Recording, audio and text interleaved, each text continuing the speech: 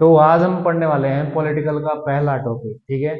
और ये बहुत इंपॉर्टेंट है, जो आपको इस चीज के बारे में, और आपको पता चलेगा कि कौन कौन से वो टॉपिक हैं उस चीज के बारे में, ठीक है।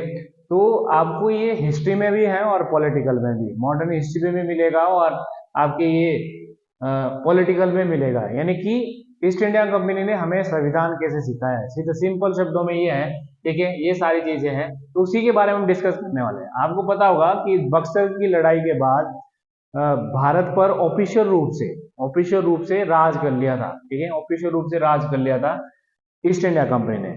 तो उन्होंने यहाँ पर कानून बनाने के लिए और नियम बनाने के लिए कुछ एक्ट बनाए थे, जिसमें से आप बोलते हैं भारत का संवैधानिक विकास। यानी कि संविधान का मतलब होता है जो नियम बनाए जाते हैं किसी भी चीज के, तो जिसमें से कि पहला जो एक्ट था वो था रेगुलेटिंग एक्ट, यानी कि वो रेगुलेशन से चलेगा, इस नियम के आधार पर चलेगा प्रशासन, जो भी चीजें हैं उसी के आधार पर। तो इसमें नंबर 1 पॉइंट में ये कहा गया कि इस एक्ट के आधार पर अब बंगाल का गवर्नर, यानी कि आपको पहले तो ये पता होना चाहिए कि बंगाल का गवर्नर कौन है उस समय, किस समय, जब 1773 में ये रेगुलेटिंग एक्ट आया है उस समय क्या था। और ये भी पता होना चाहिए कि बंगाल का गवर्नर जनरल कौन है, ठीक है। दोनों चीजें होनी चाहिए। इसका मतलब रेगुलेटिंग एक्ट में सबसे पहला काम क्या किया गया कि जो बंगाल का गवर्नर है, ठीक है, जो बंगाल का गवर्नर है, अब क्या हो जाएगा वो बंगाल का गवर्नर जनरल, उसमें क्या जोड़ दिया गया है, जनरल। यानी कि उसकी पावर अब बंगाल, बिहार, उड़ीसा तक पहुंच गई है, ठीक है। ये अब सबसे इंपॉर्टेंट क्वेश्चन में इस साइड लिख रहा हूं, आपको पता होना चाहिए कि बंगाल का अंतिम गवर्नर कौन था और बंगाल का अंतिम गवर्नर जनरल कौन था। तो दोनों आपने लिखना है। उसका नाम है वारेन हेस्टिंग्स। क्वेश्चन आपको आ सकता है कि बंगाल का अंतिम गवर्नर कौन है, ठीक है।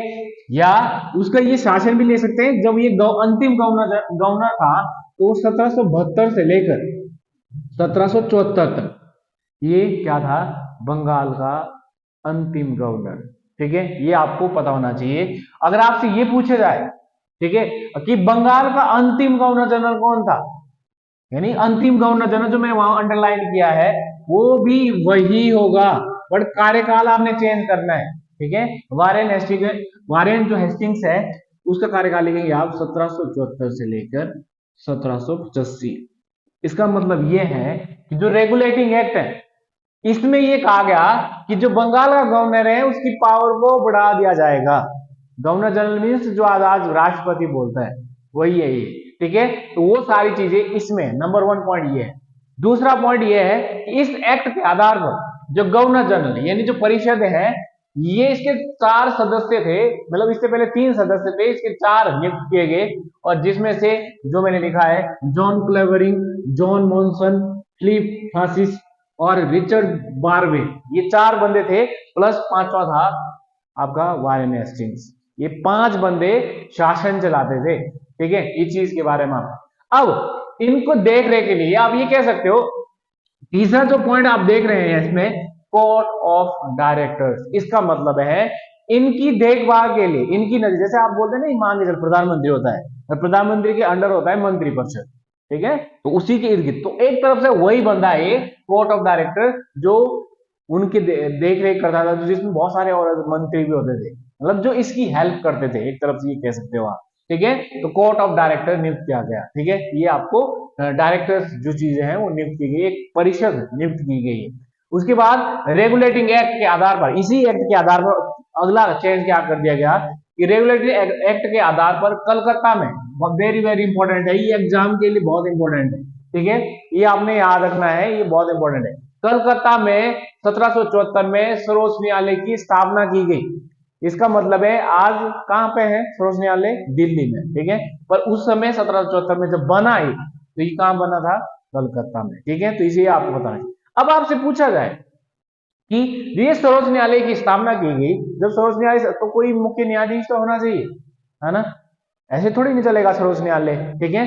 तो इसके लिए एक पहला आपसे पूछे कि जो कलकत्ता में सर्वोच्च न्यायालय की स्थापना की उसके पहले मुख्य न्यायाधीश कौन थे, तो उनका नाम है, आप प्रथम मुख्य न्यायाधीश लिख सकते हैं उस समय, ठीक है। प्रथम मुख्य न्यायाधीश कौन थे, उनका नाम है एलिजा इम्पे, अगर आपसे पूछे सर्वोच्च न्यायालय के पहले मुख्य न्यायाधीश कौन थे, तो आंसर होगा एलिजा इंते।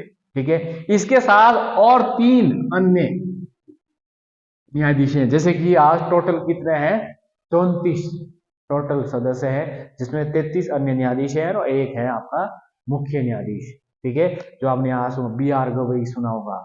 ठीक है, उसका नाम आज प्रेजेंट टाइम में सर्वोच्च न्यायालय के मुख्य न्यायाधीश BR गवई है, तो ये आपको पता होना चाहिए। ठीक है, तो ये सारी चीजें इसमें इंपॉर्टेंट चीजें जो आपको पता होनी चाहिए। उसके बाद रेगुलेटरी एक्ट के आधार पर, इसी एक्ट के आधार पर कि जो कंपनी के कर्मचारी थे, जो काम करने वाले थे, जो कि भारतीय ही थे, ठीक है, कर्मचारियों को व्यापार उपहार लेने पर प्रतिबंध, भैया आप उपहार, क्योंकि रीजन ये था कि कंपनी के जो अधिकारी थे उन्होंने भ्रष्टाचार फैला दिया था पूरे इंडिया में, इतना लूटा, सारा धन ले गए। ठीक है, क्योंकि ये एक प्रकार की कंपनी है। और याद रखना, जो ये सारे के सारे जितने मैंने प्रोसेस बताए, ये सारे के सारे जो मैं प्रोसेस बताए, ये एक प्रकार से ब्रिटिश सरकार के द्वारा कंपनी पर बनाए गए नियम हैं, जो भी मैंने अभी तक बोला। यानी कि ब्रिटिश सरकार कहां, लंदन में, कंपनी कौन सी, जो इंडिया में थी। ठीक है, वो कंपनी, उनके लिए ये नियम बनाए गए थे। ठीक है, क्योंकि एक प्राइवेट कंपनी का क्या काम होता है, फायदा करना। ठीक है, तो वो सारी चीजें भी इसमें वो देख रहे थे। तो इसलिए आपको पता होना चाहिए कि ये संविधान जो आप बाद में संविधान आजादी के बाद पढ़ते हो, वो कैसा था। ठीक है, ये आपको इस चीज के बारे में इतना क्लियर पता चल गया कि क्या मैं बोल रहा हूं। ठीक है, अगला है पीट्स इंडिया एक्ट। ठीक है, पीट्स इंडिया एक्ट। अब आप सोच रहे होंगे ये पीट्स क्या है। सबसे मेन चीजें हैं कि पीट्स क्या है। जब आप हेडिंग लगते हो तो पहले तो आपको हेडिंग के बारे में पता होना चाहिए। ठीक है, आपको ये पता होना चाहिए पीट्स इंडिया एक्ट। पीट्स क्या होता है, पीट्स मतलब एक व्यक्ति का नाम है, जिसका नाम है विलियम। ठीक है, विलियम पीट्स। ठीक है, विलियम पीट्स, इसका मतलब है ये जो बंदा है ये ब्रिटिश प्रधानमंत्री है उस समय का। याद रखना, ये ब्रिटिश प्रधानमंत्री है। ठीक है जी, ये ब्रिटिश प्रधानमंत्री, यानी कि उसके द्वारा, ब्रिटिश प्रधानमंत्री के द्वारा जो नियम बनाएंगे, किनके ऊपर, भारत की ब्रिटिश कंपनी, जो इनकी कंपनी थी, कि भारत पर आप ये नियम बनाएंगे। अब ये बनाएंगे क्यों, सबसे बड़ा रीजन है इसको बनाएंगे क्यों।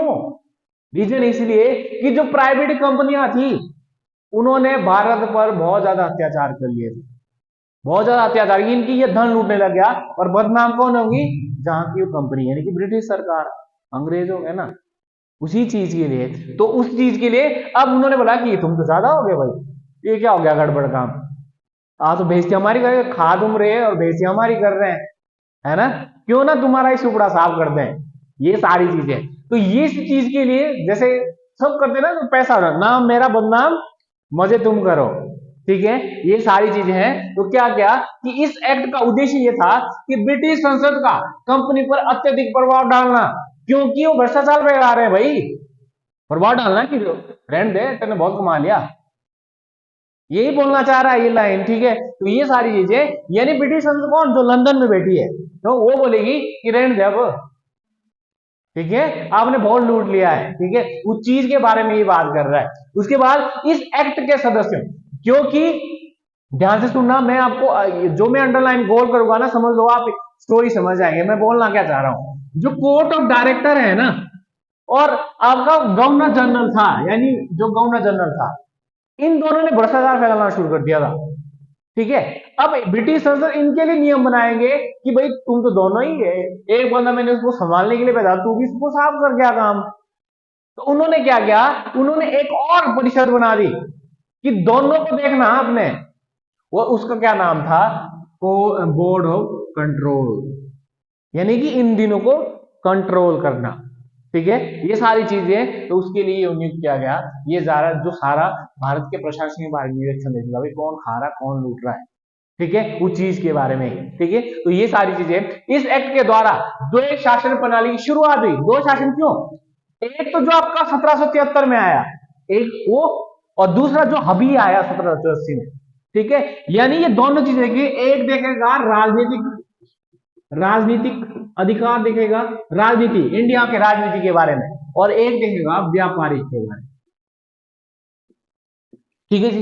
एक देखेगा व्यापार के बारे में, पैसा, ठीक है। तो वो सारी चीजें ये द्वैध शासन में दो तरफा की शासन, ठीक है। ये आपको इस चीज के बारे में पता होना चाहिए। इसके बाद जो यहाँ पर 4 सदस्य थे, यहाँ 4 से घटाकर 1 कर दिए गए, ठीक है। इसको घटाकर क्या कर दिए गए, यानी कि 3 कर दिए गए, 4 से 1 घटा दिया गया, ठीक है। तो वो सारी चीजें इसमें आपको इंपॉर्टेंट चीज है, ठीक है। इस एक्ट के आधार पर बंबई, मद्रास और प्रशासन, जो नीचे साउथ इंडिया का प्रशासन है, और कौन चलाएगा, बंगाल सरकार चलाएगी। बंगाल सरकार जहां पर सबसे पहले अंग्रेज आए थे, उसी के आगे, उन्हीं के इर्द गिर्द, क्योंकि वो जो बंगाल का सरकार का जो गवर्नर है, मुखिया कौन है, वो तो वारेन हेस्टिंग्स है। अब इसके अलावा आपने क्या याद रखना है, ठीक है, इंपॉर्टेंट जो आपको पहला तो ये रखना है 1773 और 1784 तक कौन गवर्नर जनता। ऑब्वियसली बात, मैंने पहले बता दिया था कि वारेन हेस्टिंग्स था, ठीक है। वारेन हेस्टिंग्स था, वही शासन चलाएगा, ठीक है। असल में राजा कौन है यहाँ पे, वारेन हेस्टिंग, पर सलाह किसे लेनी पड़ेगी, ब्रिटिश सरकार से, जो ले रहे हैं। तो वो बोल भी रहे हैं कि गलत कर रहे हो आप, ठीक है। यानी संविधान का प्रोसेस, ये संविधान, भारतीय संविधान का मतलब है कि प्रशासन को, यानी कि लोगों की सुरक्षा के लिए जो नियम बनाए जाते हैं, वही चीज है। तो जो आने वाले कल जो हम टॉपिक करेंगे, वो करेंगे चार्टर एक्ट के बारे में, ठीक है। चार्टर एक्ट, तो आज के लिए इतना ही, ठीक है, इतने आपको पता होना चाहिए, ठीक है।